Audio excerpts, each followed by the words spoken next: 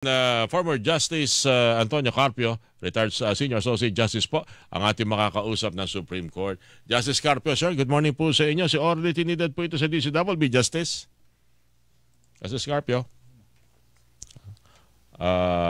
Remote, okay na, remote one. Hindi ko siya marinig. Justice Carpio, magandang umaga po sa inyo.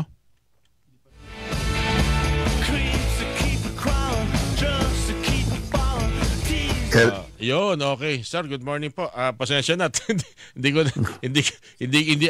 ko agad na i-check yung ating satellite link. Nax. Good morning sa inyo. Justice, may po kasing mainit na usap-usapan po ngayon yung 13-0 decision ng mga may estado ng Supreme Court dun sa articles of impeachment against Vice President Sara Duterte. But of course, lahat tayo naniniwala.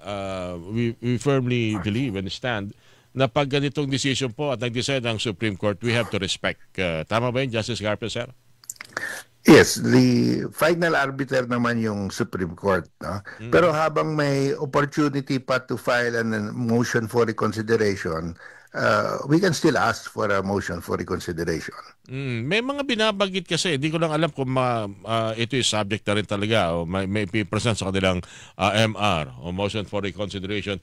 Pero they're pointing something na hindi ko lang alam kung tama ba yun? Is it part of the rule ng Supreme Court na pag ganitong kalalaking mga usapin, dapat may oral argument? Yun na naririnig ko nung kahapon pa eh. Well, that's normally the case, no? Dapat may oral argument. At saka hindi lang yan. In this case, there are two petitions sa Supreme Court kay VP Sara at saka kay Attorney Torion. The House was never made to comment.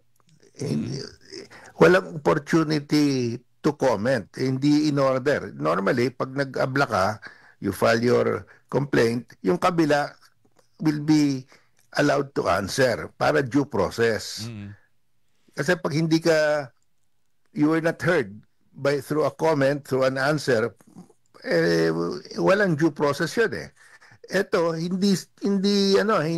walang order for the House to comment. Ang ginawa ng Supreme Court, naglabas ng isang order na sagutin ninyo ito. Yung specific questions lang, tapos nag-decide na kaagad. Walang comment or answer ang House, hindi binigyan ng pagkataon to comment or answer, at saka walang oral argument. Parang yung narinig ko nga kahapon, para silang pinasagot ng slam book. Well, what is love, what is crush.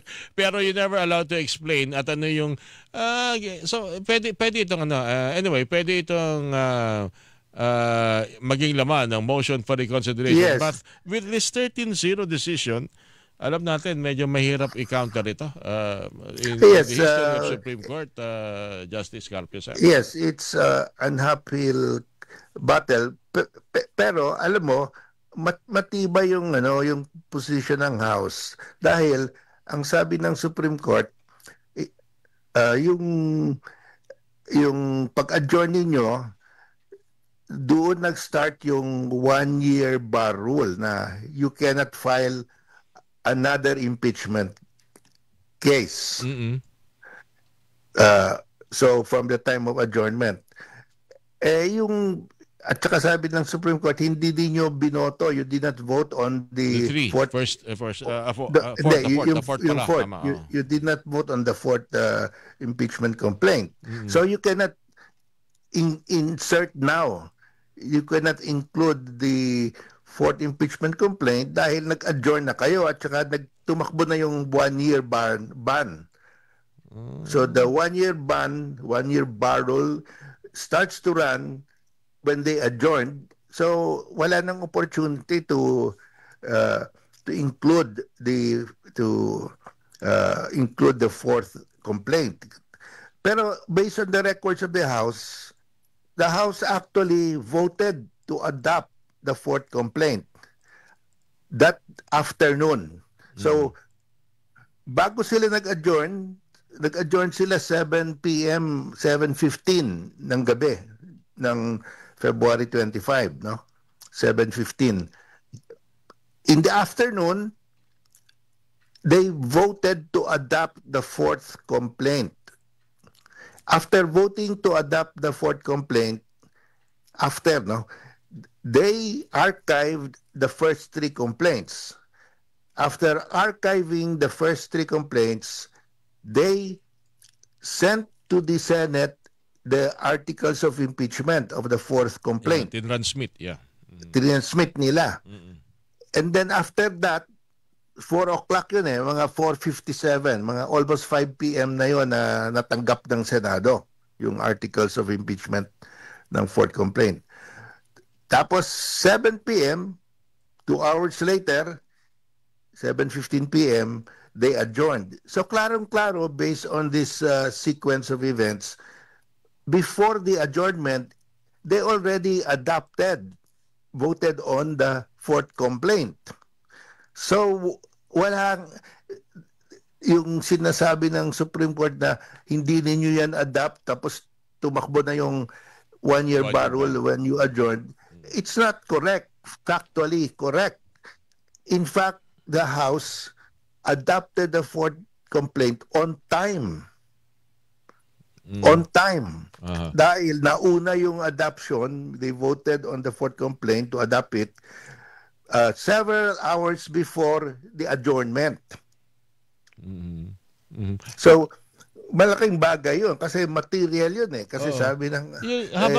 habang ni-explain nyo, Justice, parang unti-unti ko naalala, yung isang abogado na kausap ko kahapon, parang ang Supreme Court is asking a body na ito ang dapat mong ginagawa, na alam mo dapat na ginagawa mo, and hindi mo kinakailangan makinig sa ibang sangay ng gobyerno dahil tulad yan, yung lahat ng impeachment magsisimula yan sa Kamara. At may ginagawa doon, may sinasabi, may sinasaad doon kung paano yung gagawin. And then parang pag pinakinggan mo yung decision na yun, parang hindi nila ginawa at may nag-uutos sa kanila na ito dapat ang ginawa ninyo. Tama ba yung observation na yung, Justice? Well, mahirap yung sabihin yan. Pero what I'm just saying are the facts, no? Alright. Actually what happened. Okay. At saka meron pang isa, yung minention ni Justice Ascuna, no?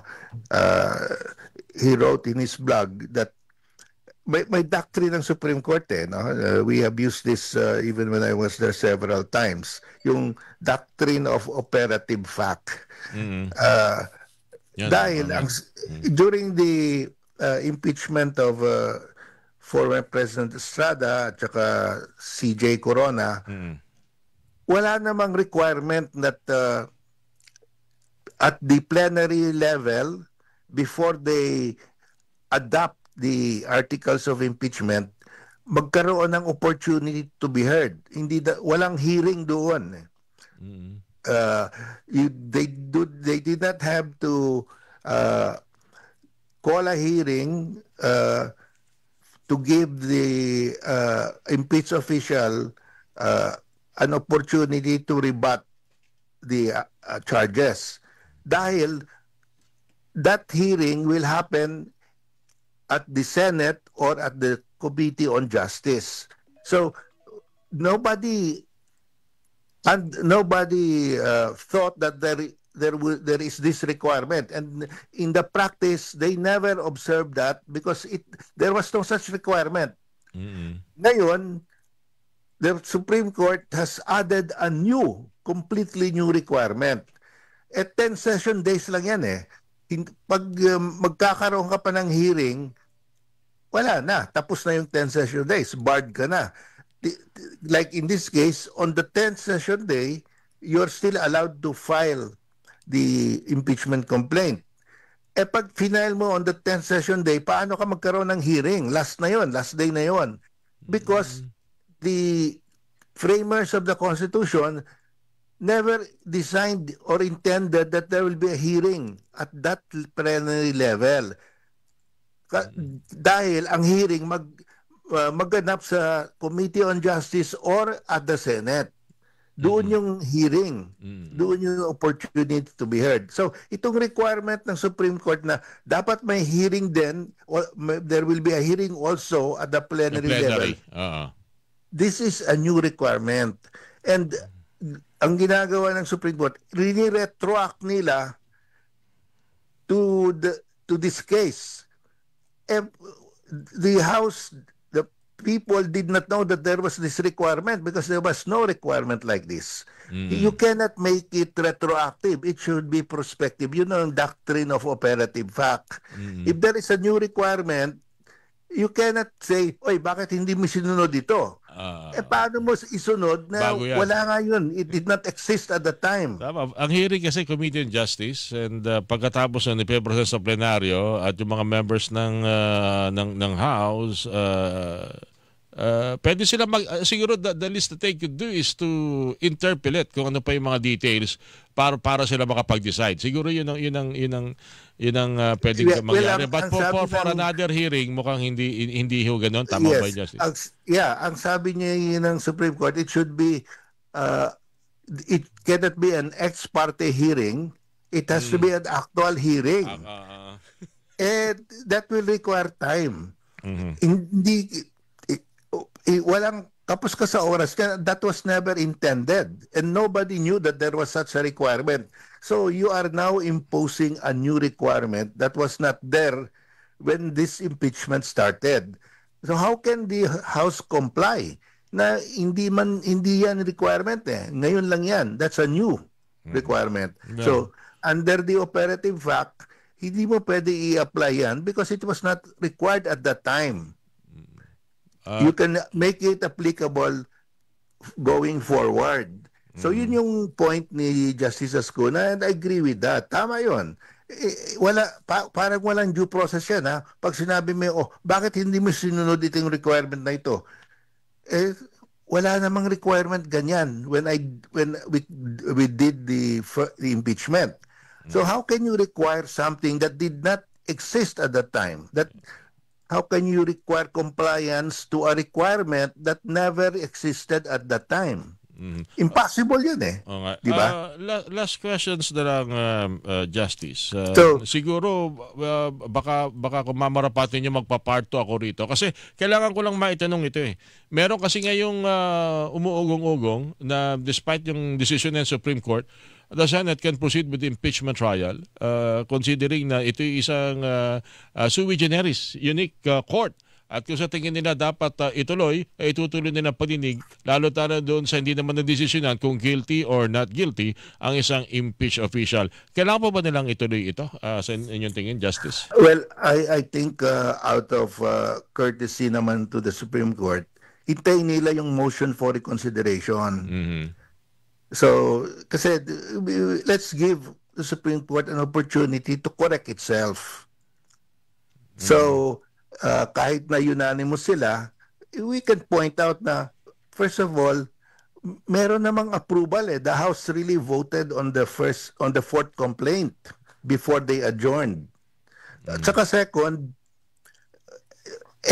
you are imposing a requirement that never existed before. How can anyone in the world comply with a requirement that was not there before? And that's a violation of due process. When you require something Hintayin nila muna yung MR bago magsalita o bago mag-decision ng Senado to proceed. Let's discuss as a nation these grounds. Alright. And let the Supreme Court decide para klaro. Maganda.